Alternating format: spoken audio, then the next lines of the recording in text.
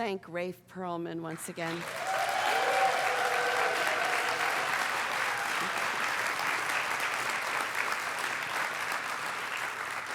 It's nice to have you back in Seattle. Yes. So this year we are exploring the archetypal patterns that have existed for history, has hundreds, thousands of years. And this month our focus has been on the maverick or the rebel archetypal pattern, except last week we took a break and did romance because of Valentine's Day. So the maverick hears the beat of a different drum. It's that part of us that thinks outside the box and may not feel like it fits in. We may have typical images or ideas of what a rebel looks like, James Dean, a greaser, or maybe lots of tattoos and blue hair. But the truth is that rebels can come in the form of very ordinary-looking people who cause extraordinary change and cause extraordinary things to happen. It seems to me that the maverick archetypal pattern is most needed in the face of injustice or when things need to change. As I shared a couple weeks ago, our country was founded on these rebel or maverick ideas: equality, freedom, the pursuit of happiness. And these ideas have taken root and expanded and grown not only here but in other places in the world. Also, the New Thought movement is grown out of mavericks. So probably every single one of you here is a maverick and or a rebel because you've rebelled against something in order to be here at Seattle Unity today. Jesus also was a maverick because he changed our perception of God. He taught us to love one another, to love our enemies, and that there is a kingdom of God that is not of this earth, but is of consciousness that dwells within and around us. So the spiritual principle that is behind the maverick or the rebel is the second one, and Aaron and the team sang about the 5 principles, and the second is that the Spirit of God dwells within every single being, and that Spirit is good. We call it the Christ. And the maverick energy is that idea of every single person's individual soul, individual expression, expressing as itself fully and completely, that we have the freedom to do that you get to be the best Mariella that you can be, right? You can be the best John. We can be whoever we are fully and completely, and that's why we're here, is to express that individual expression and talent and gift that each, and voice that each one of us is. Now, we may have our mentors, we may have our teachers, we may seek to emulate others, but the truth is, we need to, and the maverick and the rebel would say, it demands that we find that own unique voice in our community, in our home, in our workplaces, in our community, and in the world. And this is not from an ego-centered place. So being the maverick or the rebel, if it's a shadow side, then it's just about being seen, isn't it? It's just about creating chaos or upsetting the apple cart, really for no other reason than maybe to do it.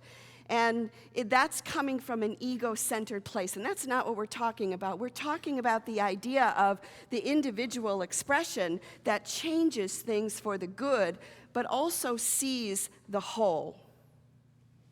And this is being centered in God. So when I think about examples, David, of David and Goliath, King David, strikes me as being an example of a rebel and of a maverick. So he, at the beginning of when we see him first in the Old Testament, he is the youngest of his brothers, and he's just a skinny little shepherd boy. And his brothers are in town, and they're serving in King Saul's army. And there's this giant that has shown up by the name of Goliath, and he's a Philistine. And he's approximately 9 feet 2 inches tall. He's this big guy. And David's father gives him his brother's lunch, and he says, here, take your brothers their lunch and then come back. So as he's going into town, he sees this giant Philistine. And the deal is that whoever can defeat Goliath will get to marry the king's daughter, will get lots of riches, his family will be free. There'll be all these incredible benefits that happen if you get to defeat this giant. But I want to share with you not only how big Goliath was, but what he had. So the shaft of his spear was like a weaver's beam, and his spear's head weighed 600 shekels of iron, and his shield bearer went before him, and he stood and shouted at the ranks of Israel. And basically he said, choose a man for yourselves and let him come down to me. And if he is able to fight and kill me, then we shall be your servants and serve you. However, if I beat this guy, chances are I will, then you will be our servants. So all King Saul had to do was find one guy to fight Goliath. And you think people were lined up for this? Not really. So David comes forward, and David says, I'll do it. And of course, Saul looks at him, and he says, look, not only is Goliath big, but he's been a warrior since the time he was a little kid. You've been a shepherd. What do you know about it? And he says, hey, I've had to take care of the sheep, and I've had to, with my slingshot and stones, I've had to kill a couple lion, a couple bear. I know what I'm doing. So Saul says, fine, okay, whatever. So Saul clothes David with his armor, and he put on a helmet of bronze on his head and clothed him with a coat of mail. And David girded his sword over his armor, and he tried in vain to go, but he could not use them. So you get this picture of this skinny little kid, really, and he's got his armor and the chainmail and the helmet and this big sword, and he can't even walk, let alone fight Goliath. But David knows himself, and he says, I cannot go with these, for I am not used to them, and he put them off. Now, conventional wisdom would say that if you're going to go into battle, you should have a sword, you should have some armor, maybe you should have a helmet and some chainmail. Conventional wisdom says there's no way this little skinny kid is going to defeat this 9'2" giant. David acted and thought outside the box. He knew who he was. He knew who his talents were. So how many times have you been wearing the armor of others? Whether it be your family that says you have to do it this way, or your culture, or your town, or something that others have given to you, and you have had to put it off and say, you know what? This is not me, this is not who I am, and I need to take this off. And maybe it shows up in the form of breaking a cycle of abuse in your family. Maybe it takes the form of throwing off an old religion. It takes the form, though, of you standing in who you are. Because we cannot face the obstacles that are in front of us unless we show up fully and completely as we are, as the divine beings. So, David stands before Goliath. Goliath sees him and he says, what am I, a dog that you come to me with a stick? And he says, David says, you come to me with a sword and with a spear and with a javelin, but I come to you in the name of the Lord. He has his 5 stones, and you know the story where he hits Goliath right between the eyes, and Goliath falls and dies. And of course, then the Philistines are the servants of the Israelites. The 5 stones can represent the 5 senses, can represent his beliefs. Could be our 5 unity principles if I really wanted to stretch it. The point is that he shows up to Goliath with everything that he has, with everything that he has, and he's able to defeat it. And as we show up to events in our life with everything that we have, then we too can defeat those things that are in front of us. As in the case of David, many times a rebel will be formed from injustice. And injustice is witnessed or suffered for too long, and the spirit of freedom will express itself, and it cannot be contained. A few weeks ago, I told the story of Rosa Parks and how when she was told that she had to move to the back of the bus, she said something came over her like a quilt, and there was no way that she was going to move because this archetypal pattern of the rebel and the maverick was so strong in her on that day. Gandhi and Nelson Mandela are wonderful examples of this rebel and maverick energy. Gandhi faced Goliath, who took the form of the British Empire, right?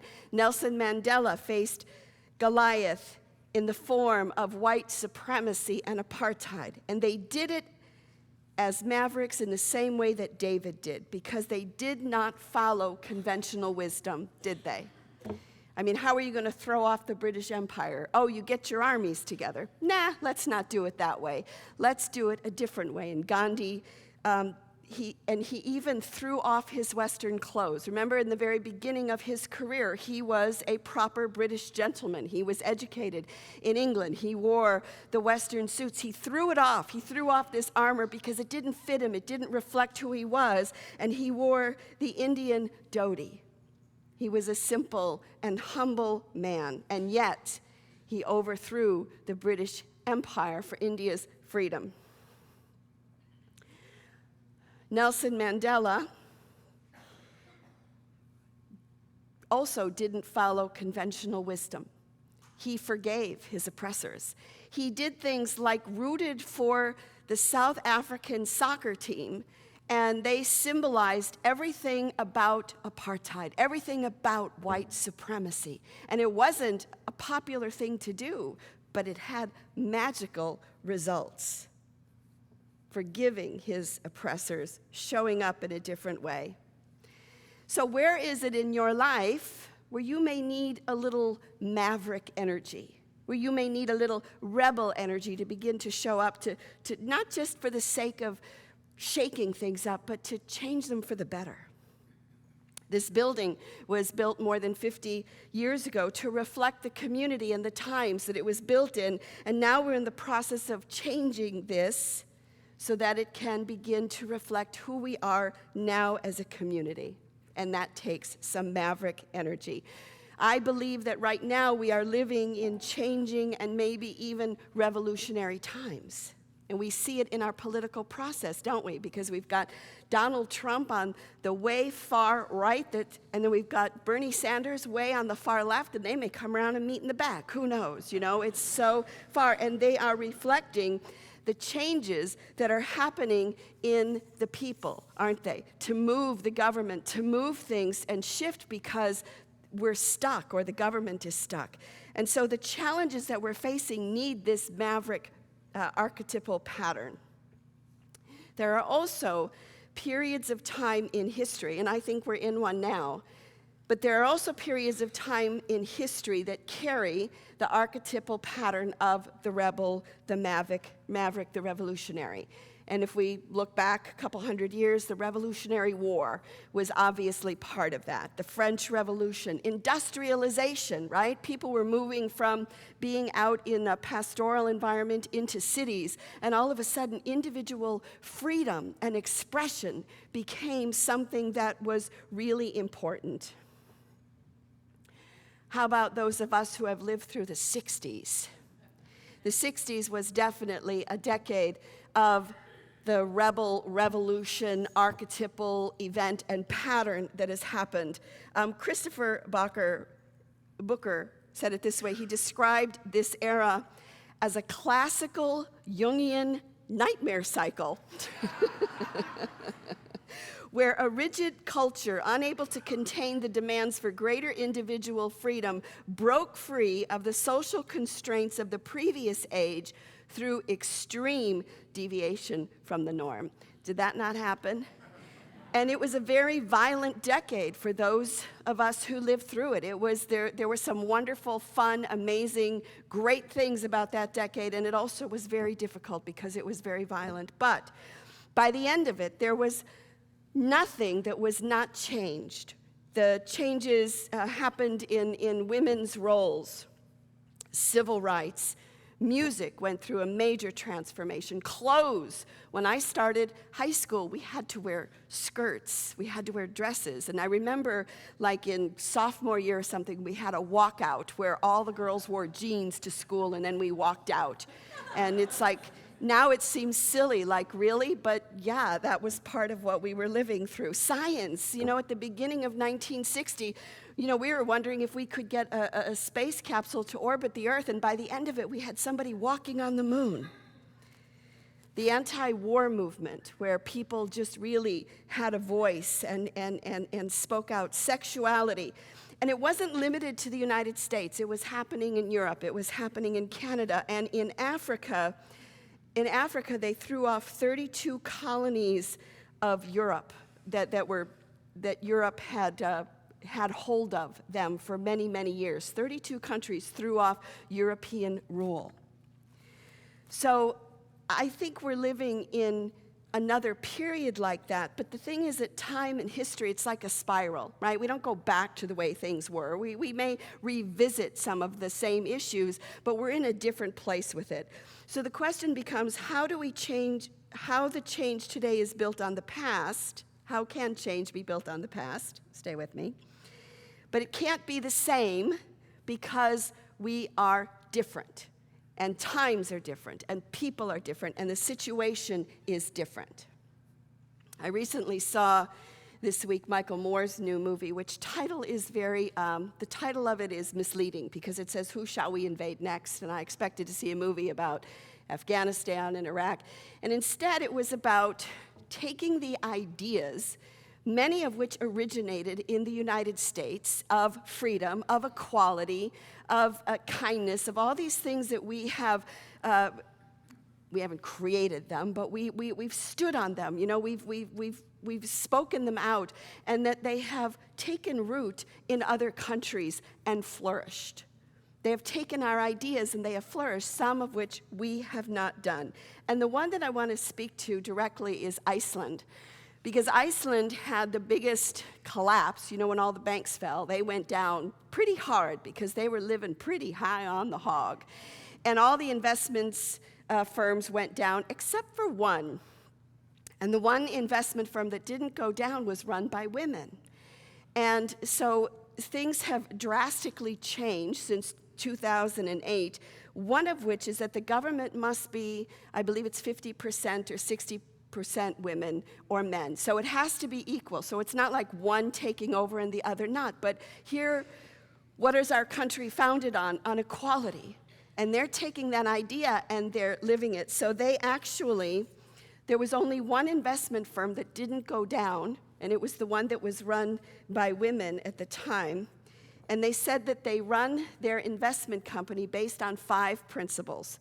And the first is that they will never invest in anything that they don't understand. The second, these seem very simple, but they're pretty wise. The second is that we're not looking for just economic profit, but social and environmental impact. Third is emotional capital. What does that mean? It means that they will look at the corporate culture of the company to see if it's an asset or a liability. Fourth, straight talking, that finance should be something that we all understand easily and should not be placed in all this complicated language.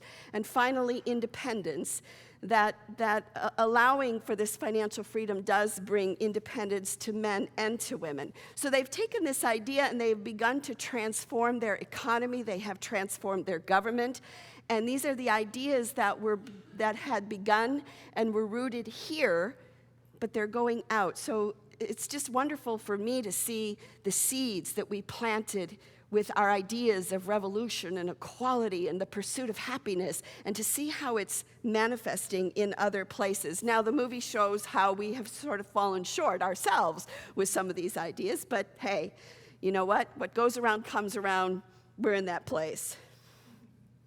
So these maverick ideas are planted here. They're taking root and growing in other parts of the world.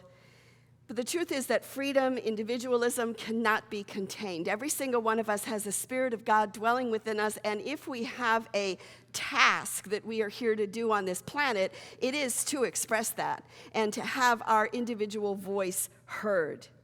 Because we can emulate those that we respect. We definitely respect our teachers and our mentors, but bottom line is you have to do it your own way, whatever that may be. Because just like David, who faced Goliath, just like Rosa Parks faced that bus driver, just like Nelson Mandela faced apartheid, just as Gandhi faced the British Empire, every single one of them showed up as themselves. They did not follow conventional wisdom, but stepped outside the box and created great changes.